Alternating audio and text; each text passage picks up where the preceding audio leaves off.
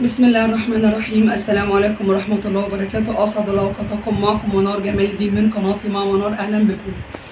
أحب أبارك للنادي الأهلي القلعة الحمراء بقيادة مارسيل كولر فوزه على نادي المقاولون العرب ذئاب الجبل بقيادة الكابتن شوقي غريب. طبعا انتهت متعة اللقاء بفوز النادي الأهلي 4-1 على المقاولون العرب.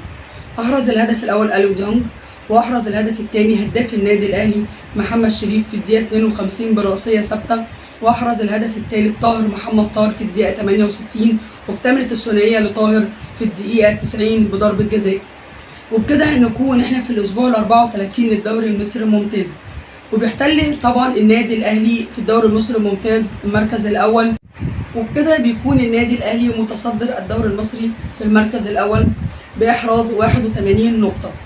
لعب 31 مباراة، 21 مباراة منهم فوز و7 مباريات منهم تعادل، وكده بيكون نادي المقاولين العرب محتل المركز السابع في الدوري المصري الممتاز بإحراز 44 نقطة. من الكابتن مارسيل كولر إن هو امبارح لعب معانا بتشكيل مختلف، وكانت معظم اللعيبة كانت من دكة البدلاء، وده بيبين قد ايه ان النادي الاهلي اللعيبه بتاعته عندها كفاءه ومهاره، ان اذا كان اللاعب هو لاعب اساسي او لاعب من دكه البدلاء كلهم عندهم جاهزيه وقابليه ان هم يقدروا ينزلوا الماتش في اي ماتش يقابلهم، ويقدروا يحققوا ارقام ويقدروا يفوزوا بالماتش بعون الله.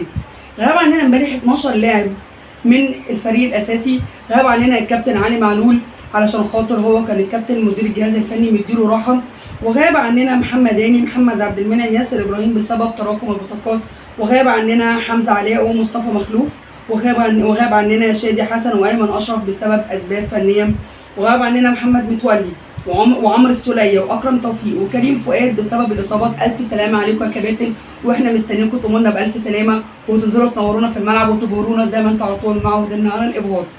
وبكده يكون التشكيل اللي كان معانا في الملعب من النادي الاهلي امام نادي المقاولين العرب. كان معانا الكابتن الشناوي، وكان عندنا كوكا، وكان معانا خالد، وكان معانا رامي، وكان معانا الدبيسي والكابتن فخري وديانج وقفشه، وكان عندنا معانا الكابتن طاهر والكابتن كريستو والكابتن شريف. في معانا 3 في التشكيل من اللعيبه الاساسيه، وكانوا بيلعبوا امام نادي الزمالك في الماتش اللي فات الكابتن الشناوي والكابتن فخري وديانج. بكده يكون النادي الاهلي فاضل له 3 ماتشات في الدوري المصري الممتاز، ويكون انهى الدوري المصري الممتاز بنجاحه بامر الله. معانا ميعاد مع حرس الحدود يوم 19/7 الاربعاء الساعه 8:30، ومعانا لقاء مع نادي بيراميدز يوم 23/7 هيكون يوم الاحد الساعه 8:30، وهنواجه المصري بامر الله يوم 26/7 يوم الاربعاء الساعه 8:30. طبعا مش غريب على النادي الاهلي ان هو يحقق البطولات والانجازات. احنا عايزين يعني كلنا عارفين ان النادي الاهلي كل سنه لازم يواجه حد من انديه ابطال اوروبا، واحنا طبعا عايزين نشجع النادي بتاعنا اكتر وندعمه اكتر واكتر. احنا وكلنا جماهير النادي الاهلي عايزين طبعا نقف جنب النادي بتاعنا وندعمه اكتر واكتر، علشان خاطر طبعا احنا كلنا عندنا بطوله، عارفين بطوله العالم فاضل لها 5 شهور، فعايزين الدعم والحماس مننا للاعيبه النادي الاهلي والقياده بتاعتهم طبعا، وهم بصراحه بسم الله ما شاء الله يعني صائدي الجوائز النادي الاهلي فعلا. على كل المنصات الدوليه والعالميه لازم يذكر اسم النادي الاهلي، لازم يذكر اسم النادي الاهلي، واحنا طبعا فخورين بان احنا ننتمي كجماهير النادي الاهلي لنادي عريق زي النادي الاهلي بطل القرن المارد الاحمر.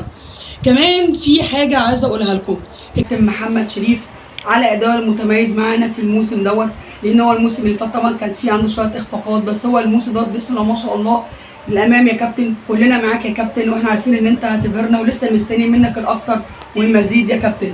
الكابتن محمد شريف معانا في البطوله دي دخل معانا 11 هدف، منهم 3 في شباك نادي الزمالك. مستنيينك يا كابتن ومستنيين اهدافك ومستنيينك ان انت تمتعنا اكتر واكتر بادائك في الملعب. احب احبابي واعزائي ان انا اشكركم، واتمنى ان انا ما اكونش طولت عليكم، وان انا ما كنتش ازعجتكم، ويا رب ما يكونش دمي تقيل عليكم ولا اي حاجه، يا رب امين يا رب. بشكر حبايبي اللي هم طبعا كلكم اعزائي طبعا، ويشرفني مشاركتكم كلكم معايا. بشكر اللي اتفاعل معايا في الفيديو اللي فات وكتب تعليقات، وبتمنى منكم كلكم المشاركه. ليه؟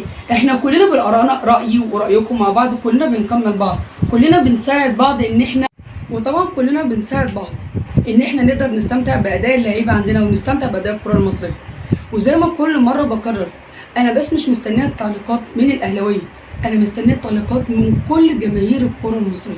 في الاخر ده الدوري المصري الممتاز، في الاخر دي الكره المصريه، وكلنا لما بنتناقش مع بعض كجمهور او كحد زي حالاتي بيطلع يتكلم وانتوا بتقولوا له وانا بقول لكم، مع بعضنا كلنا بنشكل منظومه.